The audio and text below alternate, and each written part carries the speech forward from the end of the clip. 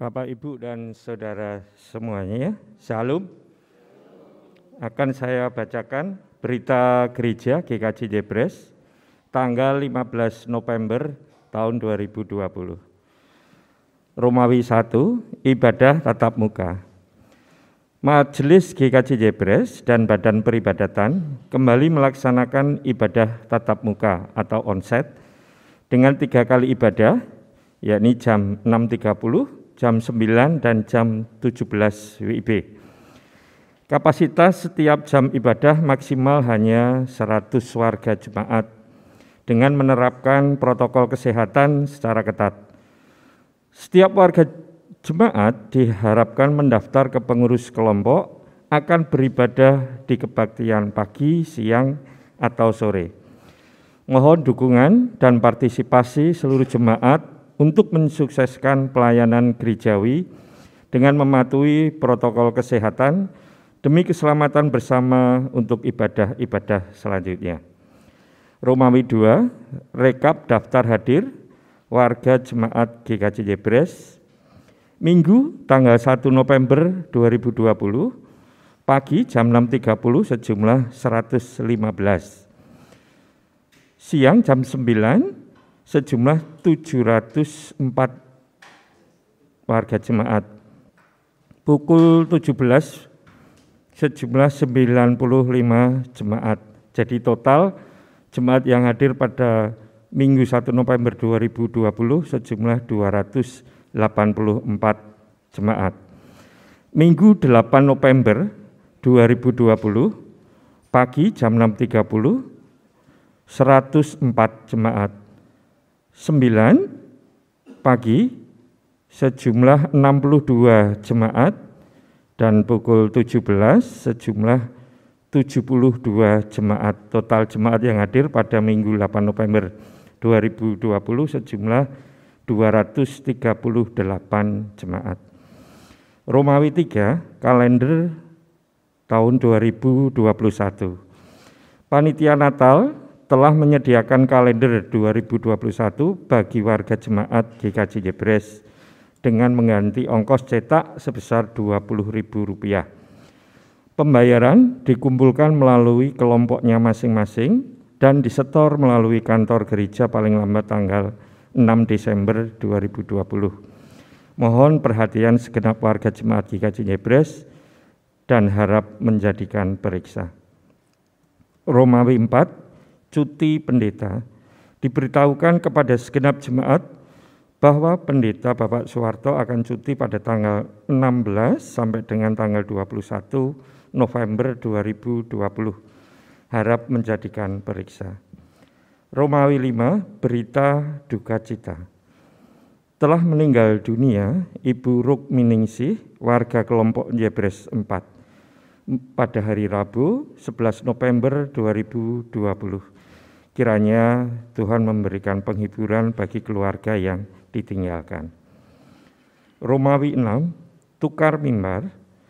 Dalam rangka tukar mimbar klasis, hari ini GKJ Jebres seharusnya menerima pelayanan dari GKJ Cakra Diningratan. Namun dari GKJ Cakra Diningratan tidak mengutus, sedangkan GKJ Jebres hari ini mengutus Bapak Pendeta Suwarto SSI ke Gereja GKJ Petoran pada pukul 6.30 WIB. Mohon dukungan doa seluruh warga jemaat. Romawi 7, pelayanan sakramen baptis atau CD. Akan dilayankan sakramen baptis atau CD pada kebaktian hari Minggu 27 Desember 2020 pukul 9 WIB.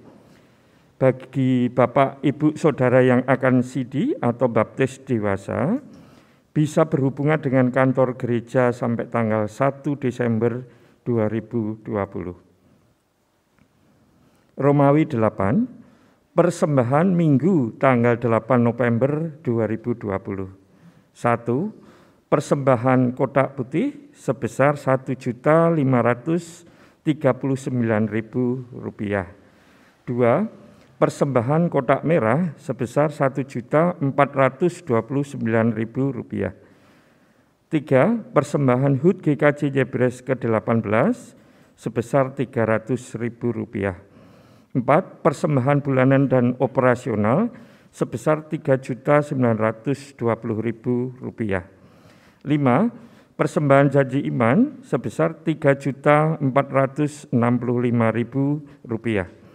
6. Persembahan perpuluhan sebanyak 11 amplop sebesar Rp3.270.000. 7. Persembahan istimewa 1 amplop sebesar Rp700.000. 8. Persembahan lahan parkir sebesar Rp710.000. 9. Persembahan rebon sebesar Rp35.000. Romawi 9, mekanisme pengumpulan persembahan. Bagi warga jemaat, keluarga yang sudah menyiapkan persembahan syukur keluarga, persembahan bulanan, operasional, perpuluhan, janji iman, dan lain-lain, bisa dimasukkan ke kotak persembahan di depan pintu gereja pada saat awal datang beribadah. Romawi 10 yang menghantarkan firman Tuhan pada pagi hari ini beliau Bapak Pendeta Nugroho Hadi Wibowo SSE.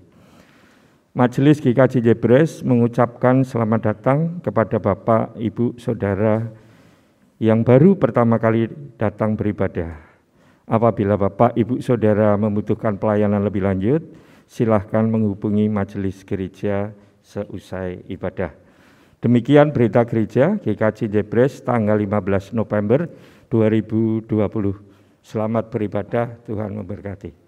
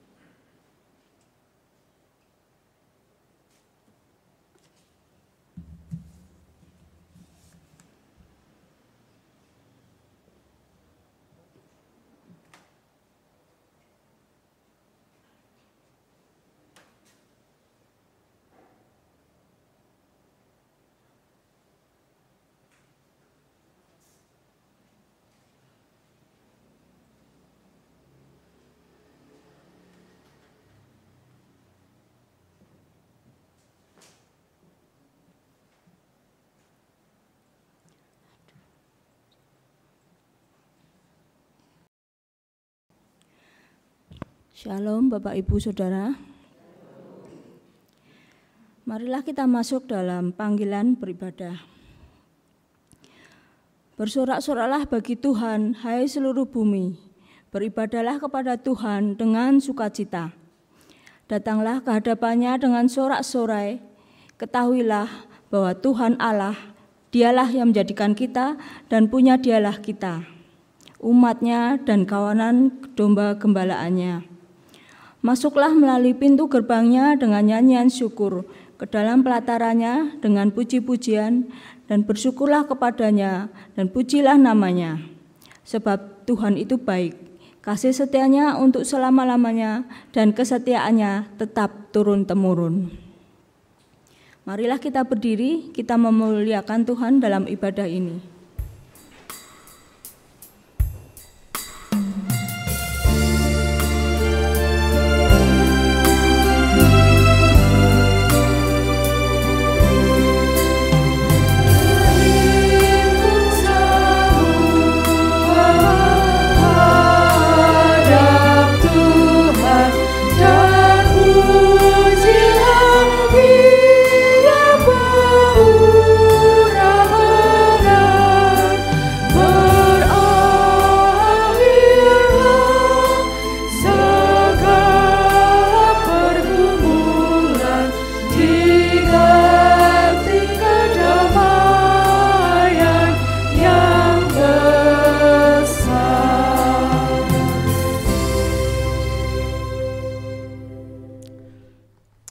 Jemaat yang terkasih dalam Tuhan Yesus Kristus, Marilah kita memulai ibadah pada saat ini dengan pengakuan demikian.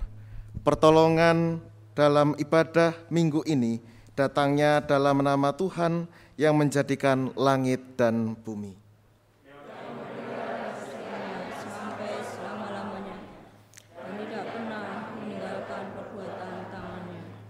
Kasih karunia damai sejahtera dalam persekutuan Bapa, Putra, dan Roh Kudus beserta kita sekalian.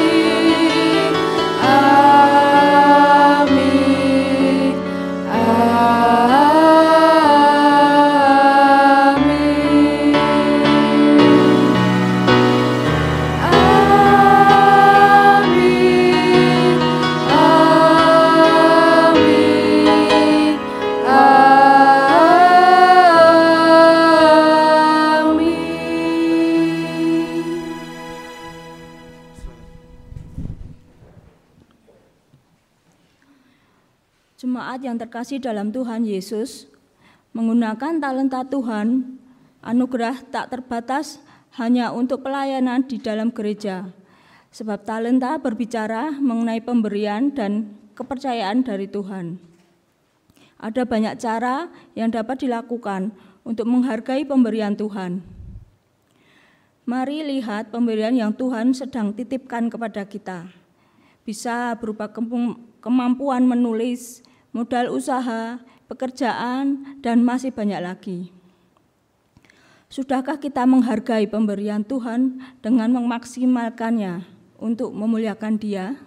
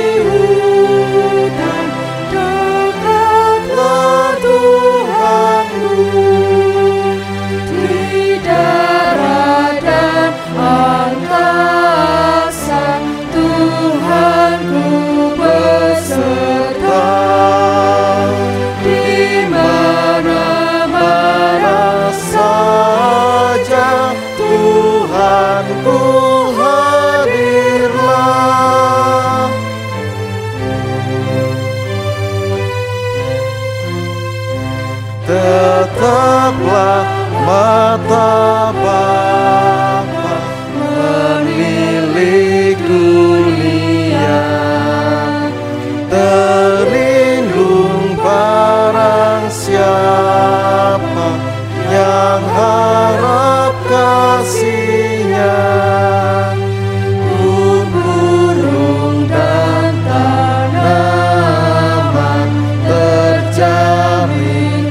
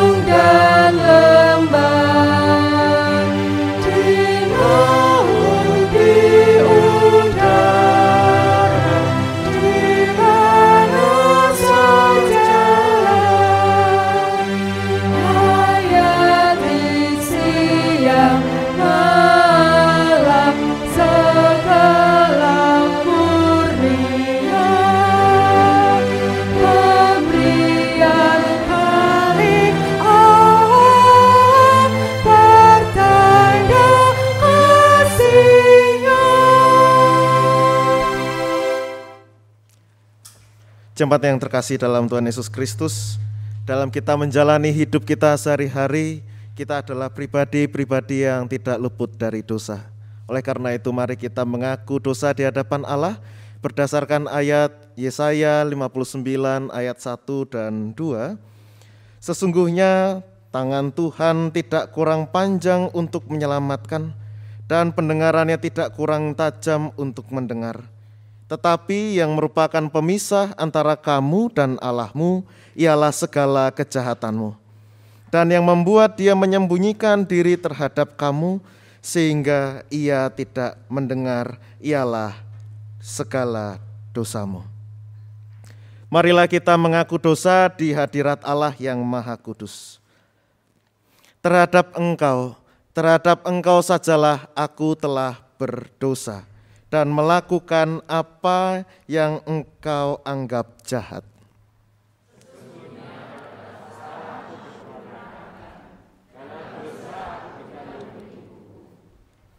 Aku merasa malu dan bernoda, sebab aku menanggung aib masa mudaku.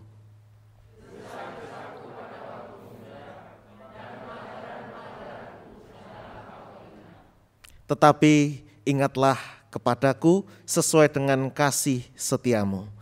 Bawalah aku kembali supaya aku berbalik, sebab engkaulah Tuhan Allahku.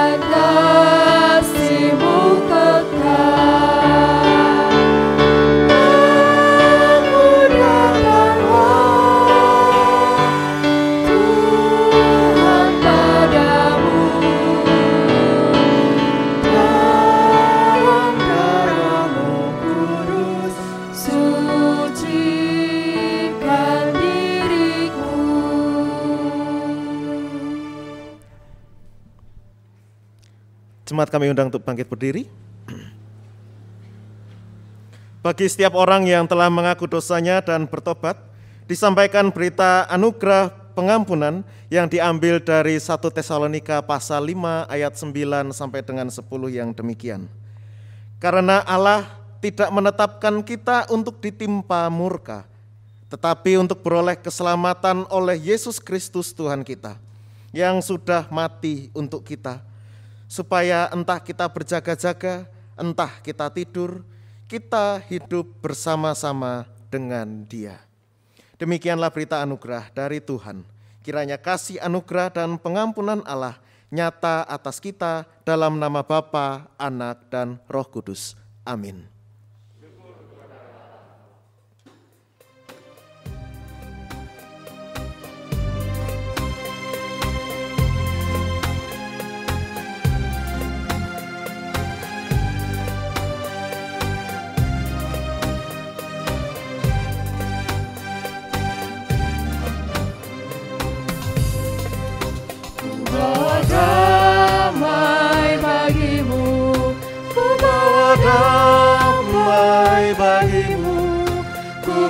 Damai bagimu, ku bawa damai, damai, damai bagimu.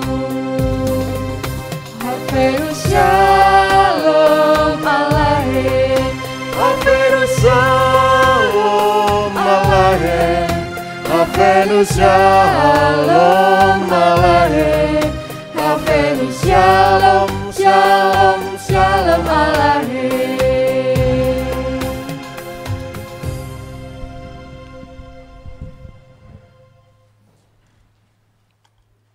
Mari bersama-sama kita menaikkan doa kepada Tuhan. Kita mohon tuntunan Roh Kudus-Nya dalam kita membaca merenungkan firman Tuhan. Kita berdoa. Kami bersyukur Tuhan di pagi hari yang cerah ini. Oleh karena cinta kasih-Mu kami dapat berkumpul. Dan oleh karena cinta kasih-Mu bersama-sama kami mempersiapkan waktu, hidup, dan juga kehidupan kami untuk mendengar serta merenungkan firman-Mu. Buka hati dan pikiran kami ya Tuhan, sehingga kebenaran firman-Mu dapat masuk, meresap di dalam hati kami, serta kami dimampukan, dituntun senantiasa oleh Roh Kudus-Mu dalam kami, melakukan setiap kehendak-Mu dalam kehidupan sehari-hari.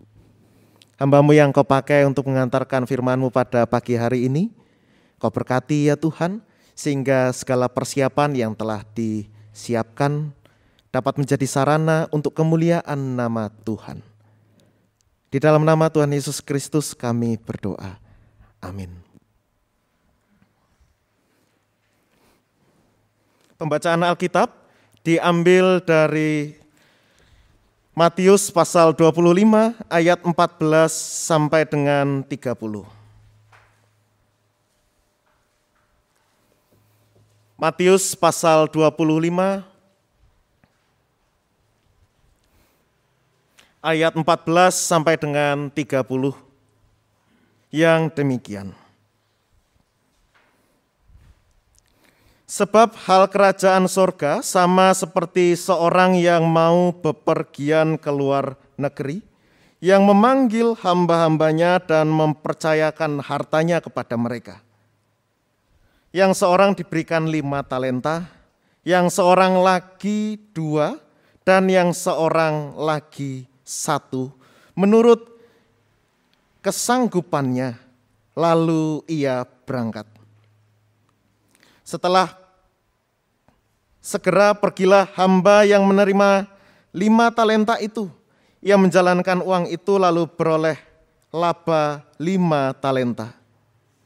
Hamba yang menerima 2 talenta itu pun berbuat demikian juga dan berlaba 2 talenta.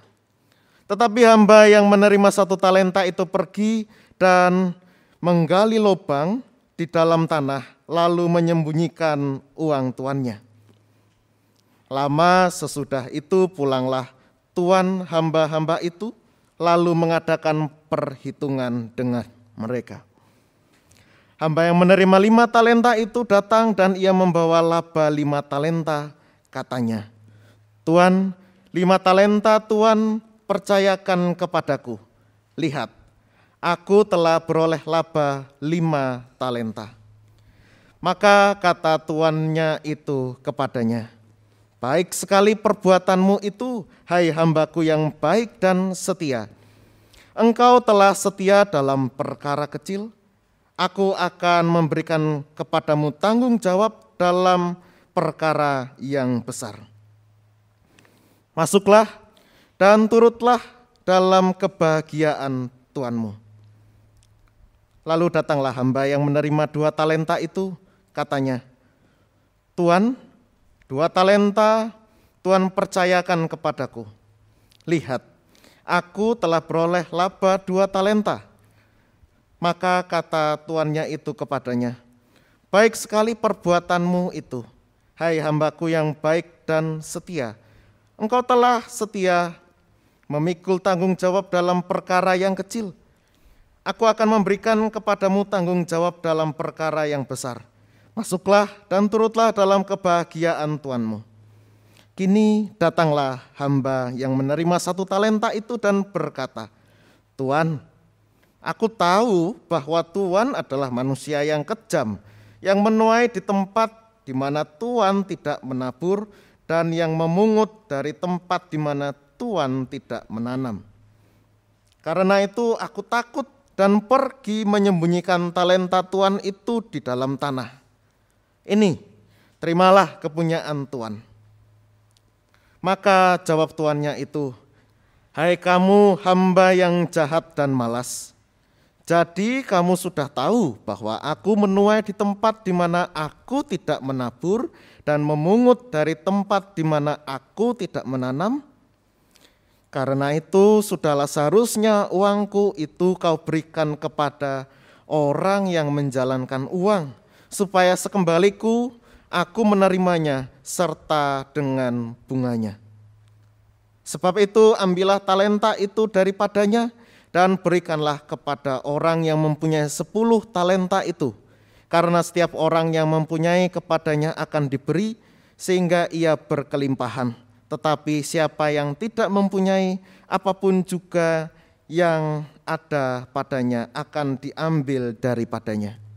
Dan campakkanlah hamba yang tidak berguna itu ke dalam kegelapan yang paling gelap. Di sanalah akan terdapat ratap dan kertak gigi. Demikianlah firman Tuhan. Berbahagialah setiap orang yang mendengarkan firman Tuhan, yang memelihara dan melakukannya. Haleluya.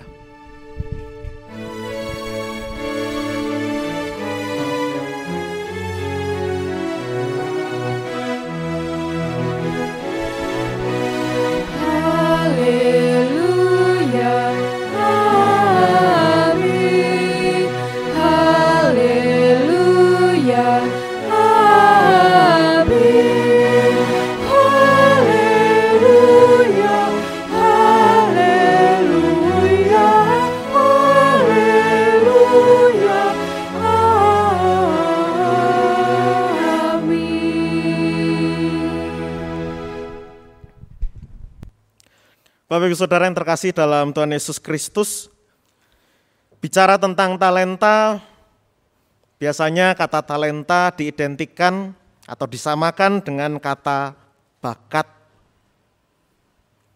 Bicara soal bakat itu artinya bicara tentang modal awal hidup. Ketika kita diciptakan, dibentuk oleh Tuhan di dalam rahim, di sanalah Tuhan memberikan modal awal hidup. Modal awal hidup itu bakat berupa misalkan kemampuan untuk berhitung, kemampuan untuk menggambar, dan lain sebagainya. Yang jelas ada orang yang diberikan bakat yang lebih, ada orang yang diberikan bakat tidak seperti orang lain. Dalam keterbatasan fisik seseorang pun Tuhan bisa menganugerahkan bakat, talenta yang sungguh luar biasa, membuat kita kagum dan terheran-heran. Lalu apa ukurannya? Yang pertama yaitu adalah kehendak Allah, kemurahan Tuhan yang tidak bisa kita jangkau, yang tidak bisa kita protes. Mungkin kita berpikir kok bakatnya orang itu lebih baik ya, lebih banyak ya. Tuhan sudah tidak adil. Nah ini tidak bisa kayak begitu karena ini berdasarkan kehendak Allah. Yang kedua, yaitu berdasarkan, sesuai dengan bacaan kita tadi, berdasarkan kesanggupan setiap orang yang tentu saja berbeda. Pertanyaannya, bagaimana seharusnya sikap kita dalam menanggapi bakat-bakat, talenta-talenta yang Tuhan percayakan kepada kita? Bapak Ibu Saudara yang terkasih dalam Tuhan Yesus Kristus, bacaan kita hari ini menceritakan tentang perumpamaan talenta. Dari cerita itu kita bisa mengidentifikasi atau mengenali siapa-siapa saja yang menjadi gambaran dalam perumpamaan itu. Yang pertama, Sang Tuan. Tentu saja Sang Tuan ini adalah Tuhan Yesus sendiri. 3 orang hamba adalah manusia. Dan sekalipun diceritakan ada 3 orang hamba, tetapi kita bisa mendapati 2 kategori sikap dari 3 orang hamba. Bisa dikelompokkan menjadi 2. Hamba pertama dan hamba yang kedua adalah hamba yang taat, hamba yang setia. Dan hamba yang ketiga adalah hamba yang tidak setia. Talenta. Pada masa itu talenta adalah jumlah uang. Jumlah uang. 1 talenta sama dengan 10.000 dinar.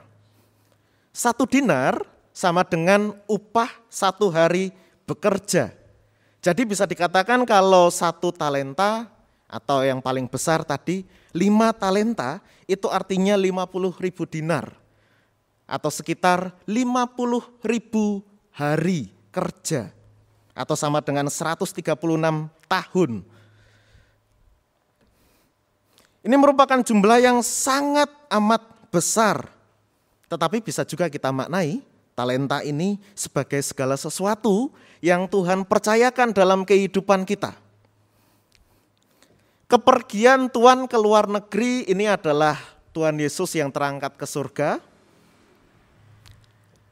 Dan saat Tuhan pulang dari luar negeri itu artinya Tuhan Yesus akan datang kedua kali sebagai hakim yang menilai, menghakimi para hamba-hambanya. Apakah setia atau tidak, apakah menjalankan talenta yang dipercayakan atau tidak.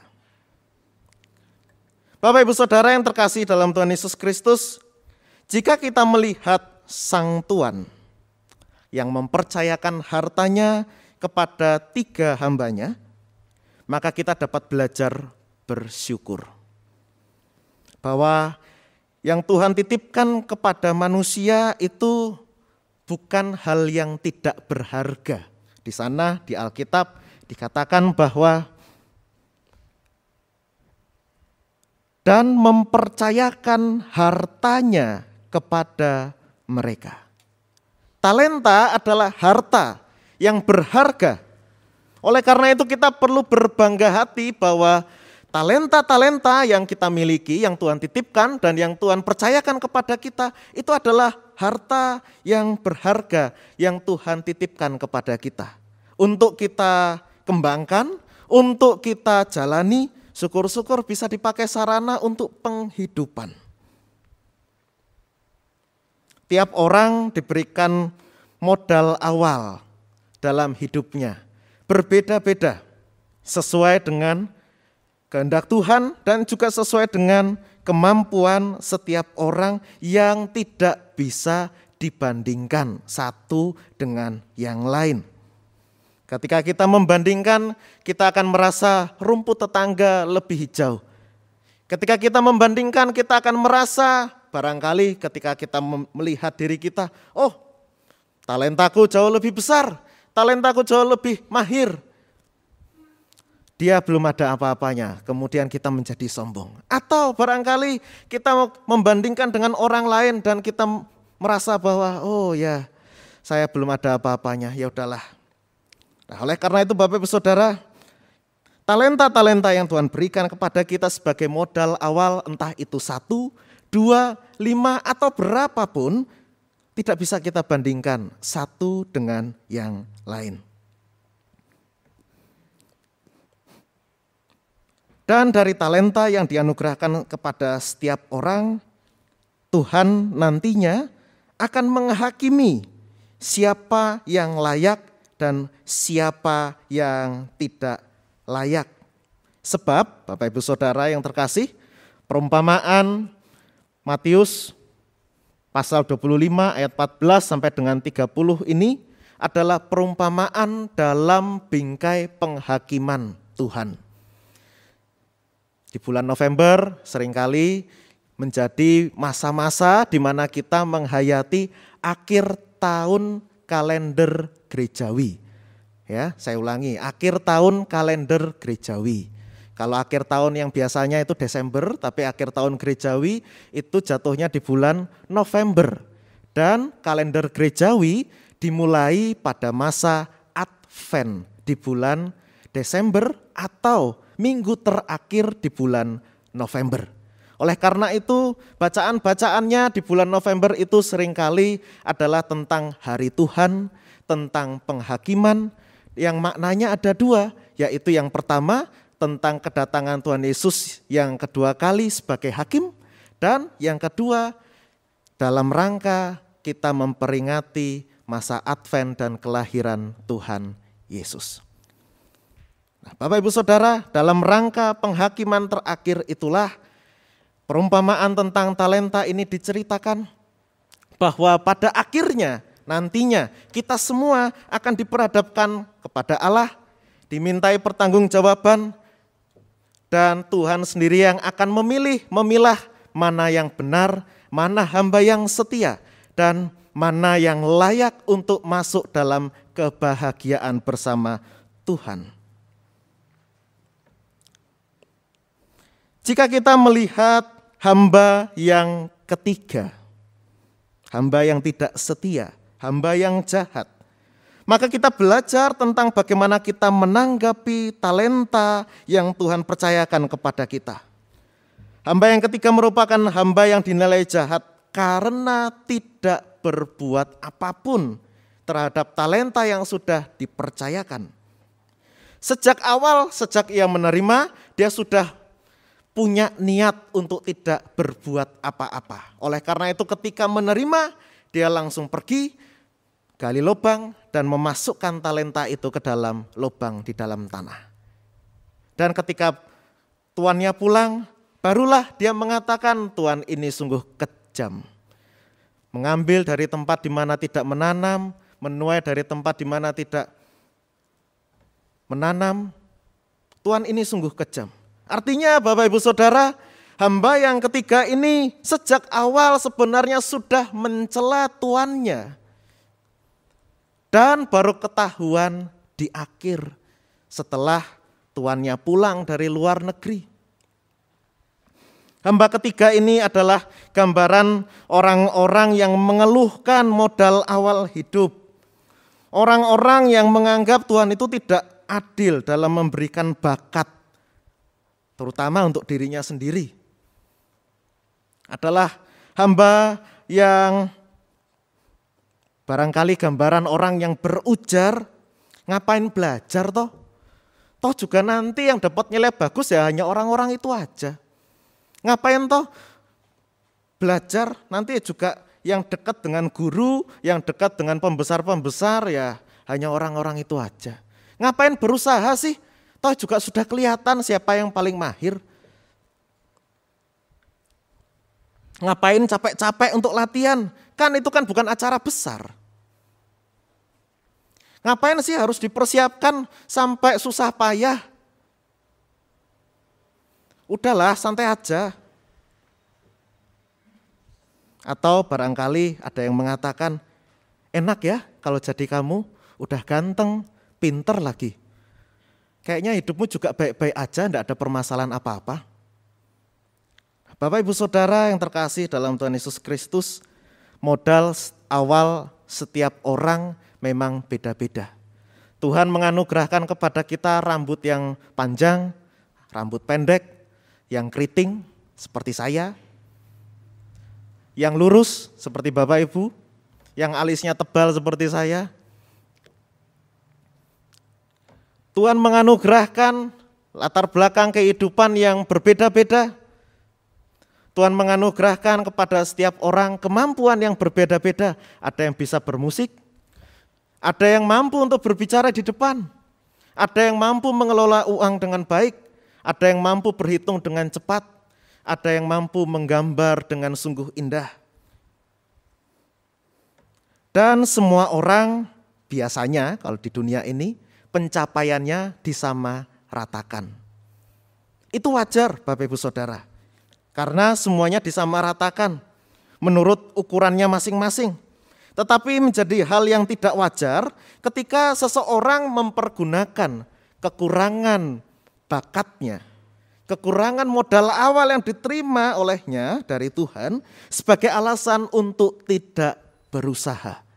Hamba yang ketiga, dia protes dan dia mempersoalkan sikap tuannya yang sebenarnya dia hanya cari-cari alasan karena tidak mau berusaha dan tidak mau mengembangkan bakatnya. Jika kita melihat hamba yang pertama dan yang kedua, maka kita dapat belajar tentang mengembangkan talenta.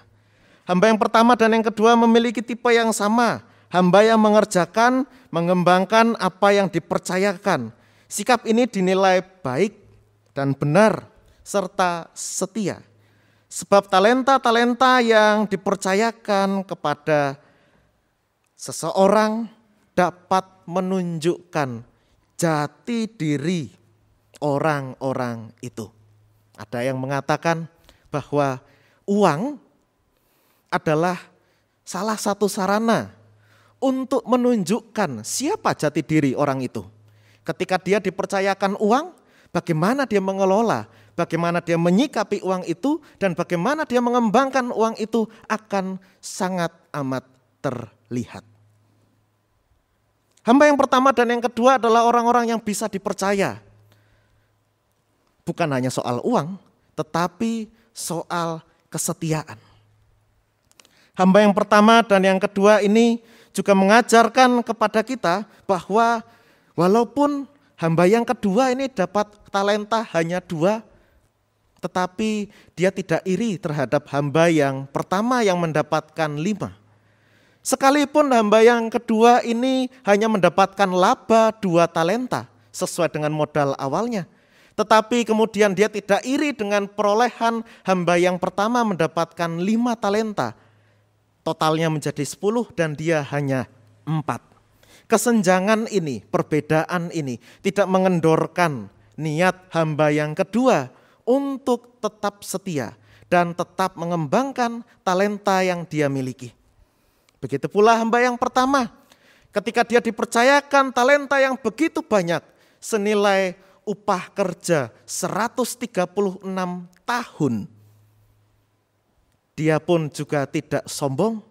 Dia tidak merasa kemudian ya udahlah enggak usah kerja, enggak usah dikembangkan. Ini sudah mubra-mubru. Ini sudah lebih 136 tahun bisa untuk 2 orang. Bagi 2 ya sekitar 60-an usianya. Ya usia manusia barangkali enggak sampai 70 ya bisalah. Ini bisa untuk 2 orang, udah enggak usah kerja lagi sampai akhir hidup. Enggak Bapak Ibu Saudara, hamba yang pertama justru menunjukkan sikap yang setia.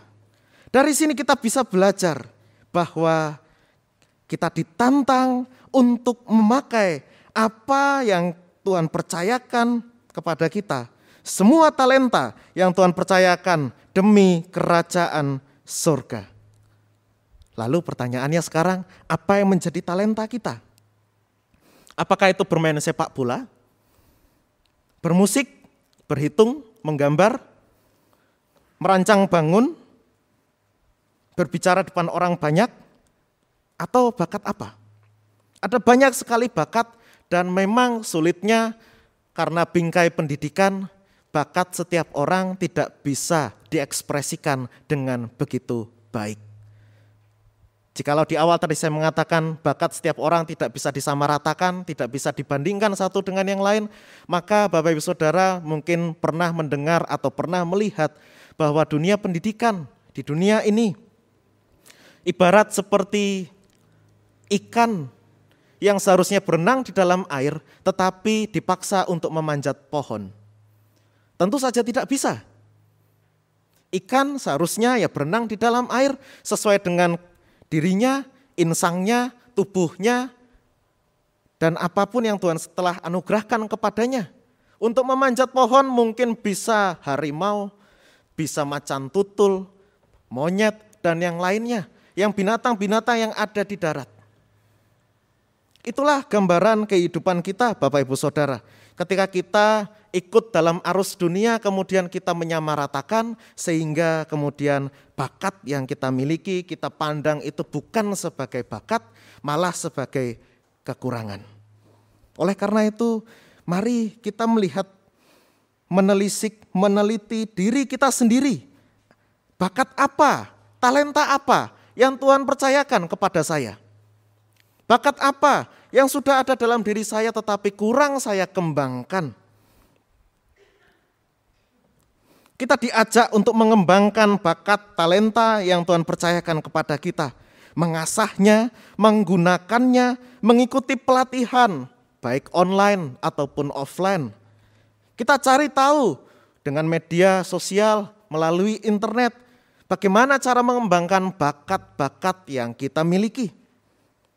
Dan syukur-syukur bisa kita jadikan sarana hidup untuk menyambung hidup. Bakat membuat makanan, bakat membuat kue, bisa jadi sarana untuk menyambung hidup, misalnya seperti itu. Ketika kita mengembangkan talenta yang Tuhan anugerahkan kepada kita, itu artinya kita menunjukkan bahwa kita adalah hamba yang baik, yang setia, hamba yang benar, hamba yang bisa dipercaya dan bersedia terlibat dalam karya Allah di tengah dunia. Hamba yang bersedia menjadi alat untuk mengembangkan kehidupan melalui talenta-talenta yang dipercayakan. Sama halnya seperti persembahan, Bapak Ibu Saudara. Di satu sisi betul bahwa kita memberikan persembahan dalam bentuk uang. Di sisi lain ada makna yang kita juga perlu ingat, khususnya yang tercatat dalam pokok-pokok ajaran Gereja Kristen Jawa, bahwa persembahan itu yang pertama bermakna ucapan syukur, dan yang kedua adalah simbol penyerahan diri kepada Tuhan.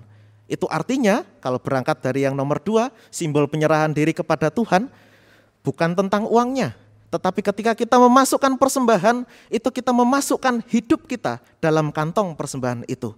Rela untuk dibawa di depan, didoakan, masuk dalam konsistori, dihitung, dikelompokkan, kemudian dipakai, dicakke untuk pelayanan. Begitu pula hidup kita. Apakah kita mau kita menyerahkan hidup kita kepada Tuhan? Mau dituntun oleh orang lain? Seperti halnya seorang majelis yang membawa atau petugas yang membawa kantong persembahan ke depan. Didoakan, dihitung, dicakke, diatur oleh orang lain. Kemudian dipakai oleh Tuhan dalam sarana-sarana pelayanan-pelayanan yang ada di gereja.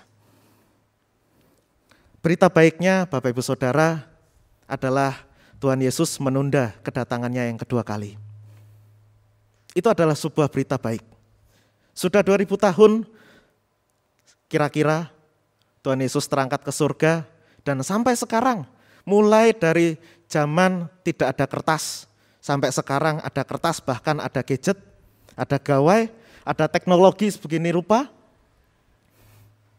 Tuhan juga belum datang yang kedua kali sebagai hakim. Ini artinya sebuah berita baik bagi kita yang masih perlu berbenah diri, bagi kita yang masih perlu mengembangkan talenta kita, bagi kita yang masih perlu mengarahkan orientasi kita, bagi kita yang masih perlu mengembangkan talenta setiap hal yang Tuhan percayakan kepada kita. Masih ada waktu untuk kita berbenah diri, mendandani diri sendiri, sehingga ketika Tuhan Yesus datang yang kedua kali, ataupun jikalau kita lebih dulu datang kepada Tuhan Yesus dalam kematian kita, kita pun sudah siap menghadap Tuhan. Tuhan memberkati kita. Amin. Kita masuk dalam saat teduh.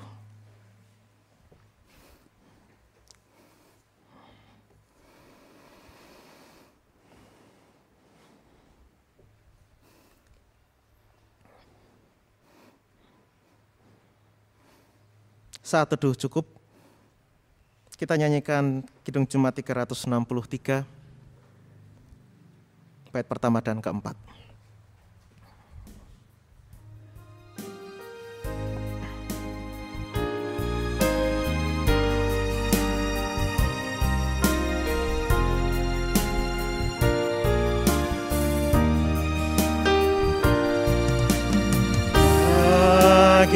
Yesus ku serahkan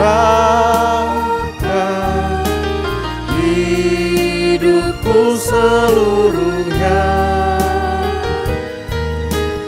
hati dan perbuatanku pun waktuku miliknya.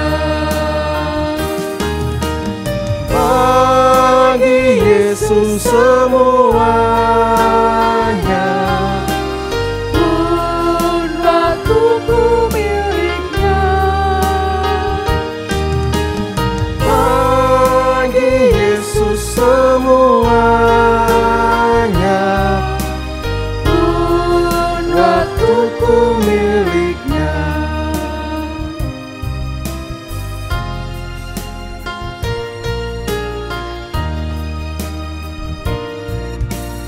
Oh, betapa mengagumkan Maharaja semesta, mau memanggilku sahabat, aku dilindunginya. Bagi Yesus semuanya aku dilindunginya. Bagi Yesus semuanya aku dilindunginya.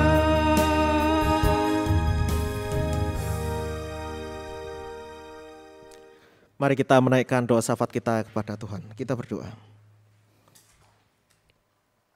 Kami bersyukur Tuhan pada saat ini ketika kami dapat belajar dari perumpamaan tentang talenta yang mengajarkan kami untuk mengembangkan talenta-talenta yang Tuhan percayakan kepada kami.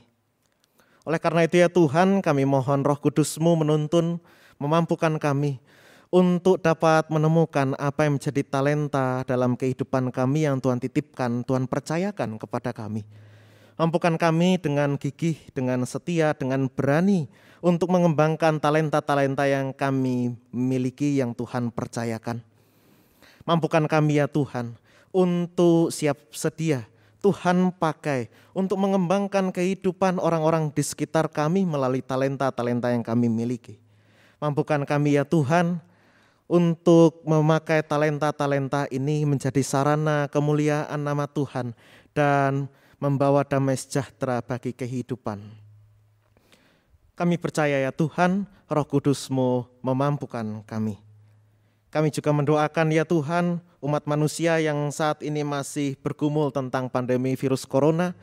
Mampukan ya Tuhan untuk kami tetap dapat bertahan dan berharap sepenuhnya kepada Engkau. Dan kiranya Engkau berkenan untuk mengakhiri pandemi ini dengan segera. Sehingga kehidupan kami bisa kami jalani tanpa rasa khawatir. Dan kami dapat berbenah belajar dari pandemi yang saat ini sedang kami alami bersama-sama. Mampukan kami ya Tuhan di tengah kehidupan saat ini untuk memiliki hikmat Tuhan. Sehingga dalam mengerjakan segala sesuatunya kami tetap memperhatikan protokol kesehatan. Sehingga dengan demikian kehidupan kami dapat menjadi sarana untuk keselamatan baik bagi diri kami sendiri pun orang-orang yang ada di sekitar kami. Kami juga mendoakan gereja-gereja Tuhan yang ikut mengambil bagian dalam pelayanan-pelayanan karya-karya Tuhan di tengah dunia ini, khususnya GKJ Jebres. Kami percaya ya Tuhan, Engkau memakai setiap anak-anak-Mu yang menjadi warga jemaat GKJ Jebres ini untuk kemuliaan nama-Mu. Berkati para penatua, diaken, dan juga Bapak Pendeta Suwarto, beserta dengan keluarga, serta aktivis-aktivis, karyawan-karyawan gereja, dan setiap orang yang terlibat dalam setiap pelayanan di GKJ Jebres ini. Kami percaya Tuhan memakai GKJ Jebres ini untuk kemuliaan nama Tuhan. Kami juga mengingat ya Tuhan, saudara-saudara kami yang saat ini sedang sakit ataupun dalam masa pemulihan. Di antaranya Saudara Novit Nelo, Ibu Darno, Bapak Sigit K, Bapak Ibu Suroso, Ibu Eni Giono, Ibu Prabowo, Bapak Sarjono, Ibu Parmi Selamat. Kami percaya Tuhan melawat saudara-saudara kami ini satu persatu, memberikan kekuatan, pengharapan, serta kesembuhan. Begitu pula kami juga mendoakan saudara-saudara kami yang berbahagia karena berulang tahun dari tanggal 9 sampai dengan 15 November. Kiranya kasih karunia Tuhan, damai sejahtera, berkat, umur panjang, dan juga kesehatan senantiasa hadir dalam kehidupan saudara-saudara kami yang berulang tahun. Kami juga menyerahkan ya Tuhan, bangsa negara kami ke dalam tangan kasih-Mu, mampukan pemerintah bangsa kami untuk dapat mengatur negara ini dengan baik, terutama di tengah pandemi virus corona ini, khususnya di kota Surakarta yang akan melaksanakan pemilihan wali kota dan wakil wali kota 9 Desember mendatang. Mampukan kami untuk dapat memilih yang baik dan yang benar, mampukan kami untuk dapat beriman bahwa setiap pilihan yang telah kami tentukan, Tuhan pakai para pemimpin ini untuk menjadi sarana kemuliaan nama-Mu dalam mengelola, dalam menata layan kota Surakarta ini. Kiranya Tuhan juga memberkati jalannya proses pemilihan, sehingga kami sebagai para pemilih dapat terhindar dari segala sakit penyakit. Terima kasih ya Tuhan, kami menyerahkan kehidupan kami seutuhnya ke dalam tangan kasih-Mu, di dalam nama Tuhan kami Yesus Kristus kami berdoa. Amin.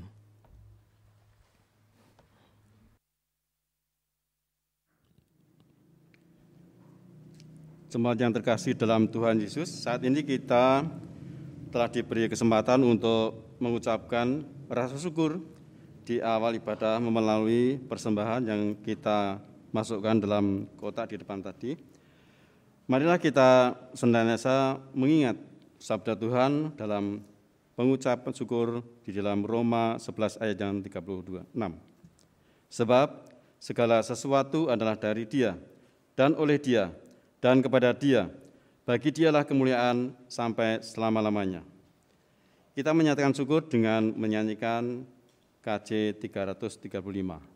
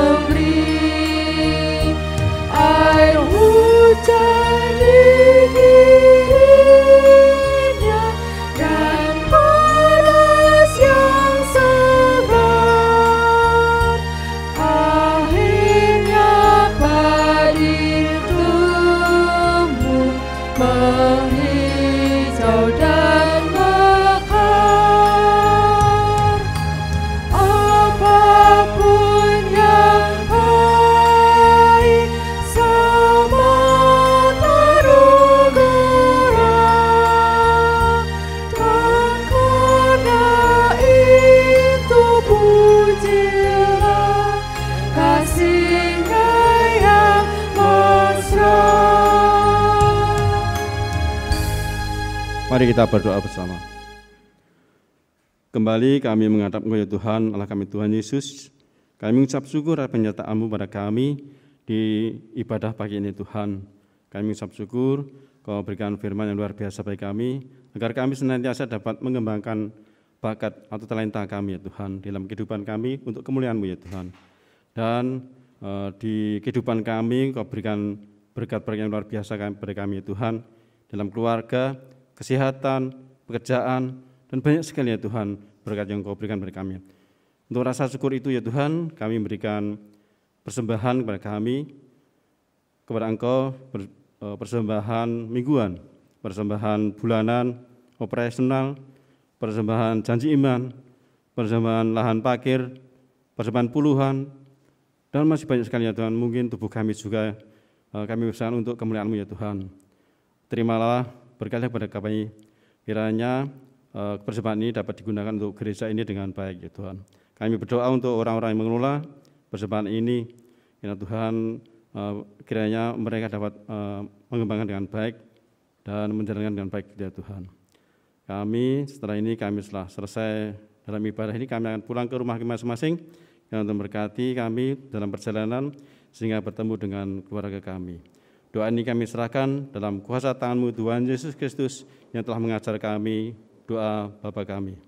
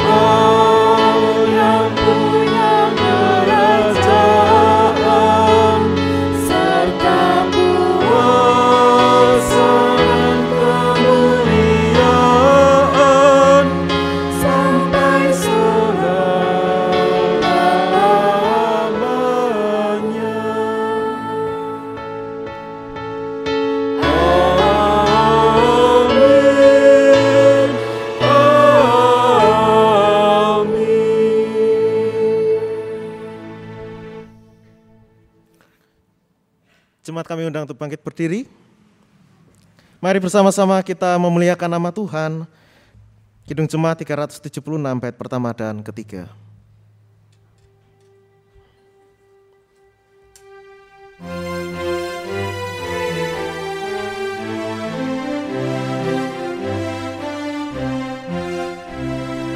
Ikuti Kau saja Tuhan, jalan damai bagiku. Aku selamat dan sentosa hanya oleh darah-Mu.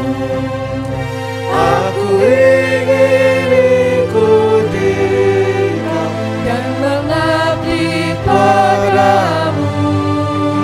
Dalam Dikau juru selamat, ku bahagia penuh.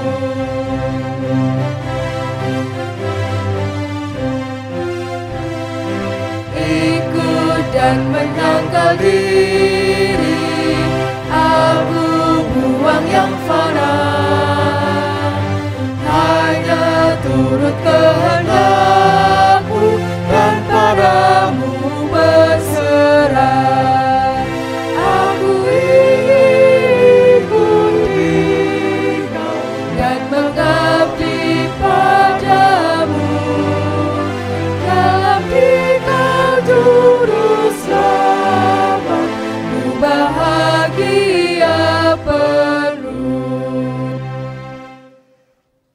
dalam persekutuan gereja-gereja di segala tempat, marilah kita segarkan kembali iman kita dengan menyatakan secara bersama-sama pengakuan iman rasuli. Aku percaya kepada Allah, Bapa yang Maha Kuasa, Khalik langit dan bumi, dan kepada Yesus Kristus, anaknya yang tunggal Tuhan kita, yang dikandung daripada Roh Kudus, lahir dari anak darah Maria, yang menderita di bawah pemerintahan Pontius Pilatus, disalibkan, mati dan dikuburkan, turun ke dalam kerajaan maut.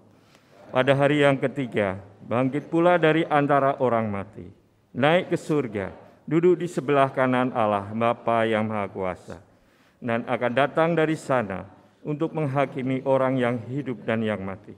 Aku percaya kepada Roh Kudus, gereja yang kudus dan am, persekutuan orang kudus, pengampunan dosa, kebangkitan daging, dan hidup yang kekal.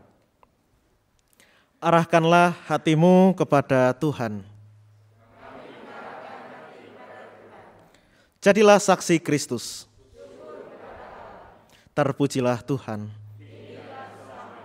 Terimalah berkat Tuhan.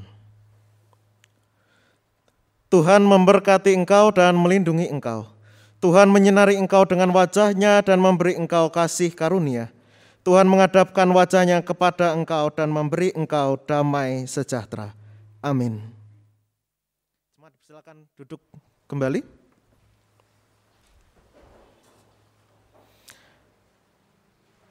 Akan ada pengumuman, persilakan.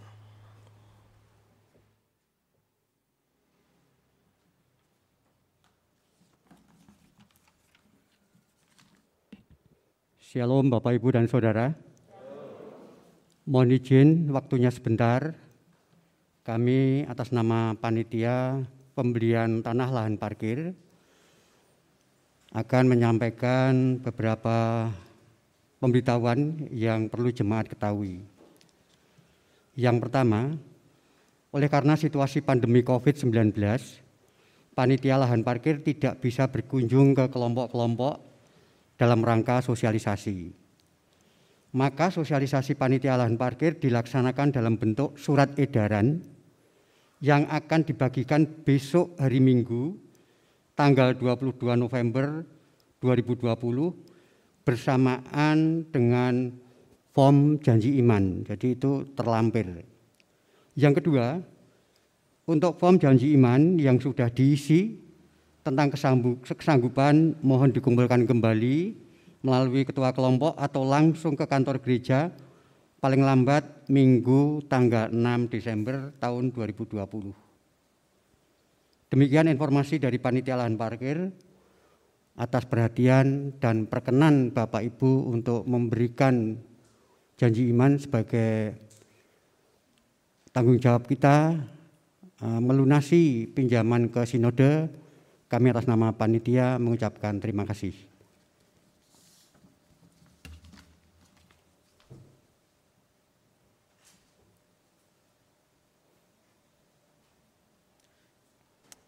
Jemaat kami undang untuk bangkit berdiri. Mari kita tutup ibadah kita.